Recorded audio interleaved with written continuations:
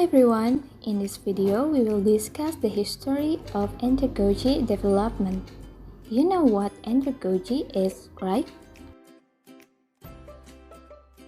Yes, in general, andragogy can be interpreted as adult education.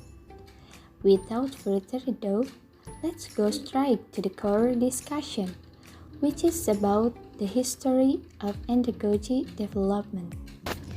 Independent learning is created indirectly on the concept of adult education, especially andragogy. Shortly after the end of World War I, both in the United States and in Europe, a growing body of notions about the unique characteristics of adult learners began emerging. But only in more recent decades have these notions evolved into an integrated framework of adult learning. Today, among experts, adult education has developed both in Europe and in America a theory of how to teach adults. Since 1970s, the term andragogy has been increasingly used by adult educators in Europe, America, and Asia. Andragogy is not just the work of one or a few persons, but is the result of efforts by multiple people from numerous nations around the globe over a period of more than 100 years.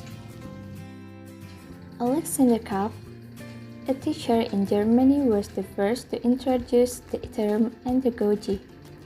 Kapp began to introduce the term andragogy in 1833.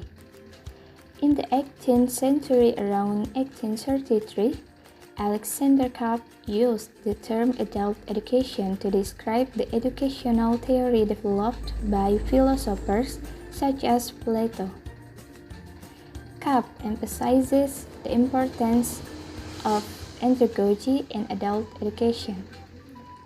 Likewise, the Dutch adult education expert Engelfort made a study of the origin of the use of the term andragogy.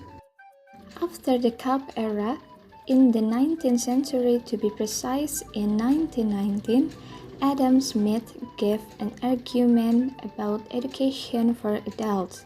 Education is also not only for children, but education also for adults. 3 years after Adam Smith, to be precise in 1921, Eugene Rosenstock stated that adult education uses special teachers, special methods, and special philosophy. In 1926, the American for Adult Education published that adult education received contributions from 1. Schools such as Edward L. Thorndike, and 2. Artistic genres such as Edward C. Lindemann.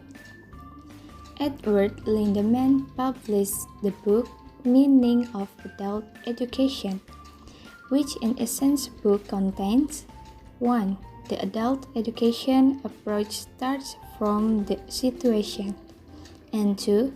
The main source of adult education is learning experience.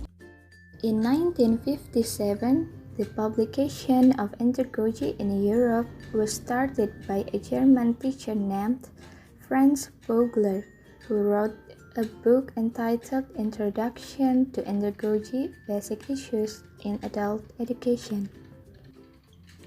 In 1968, Malcolm Knowles published for the first time a very provocative article entitled Andragogy, Not Pedagogy. Malcolm Knowles introduced the term andragogy to the United States in the early 1970s to distinguish how adults learn differently from children. Andragogy is better known as the art and science of helping an adult learn. In 1981, Mizero published his concept of andragogy in an article entitled A Critical Theory of Adult Learning and Education. Before the emergence of andragogy, what was used in learning was pedagogy. This concept places students as objects in education. They must receive the education that has been designed by educators. In andragogy, the terms enjoy learning, workshop, outbound, and others are known from the concept of andragogy. Then the concept of educational liberalism and educational anarchism emerged. The andragogical learning process must consider the learner's needs and some aspects of individuality as uniqueness and potential that must be developed.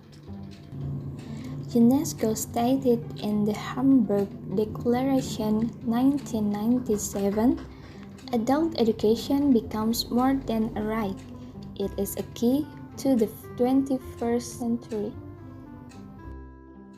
That's all an explanation of the history of andragogy development.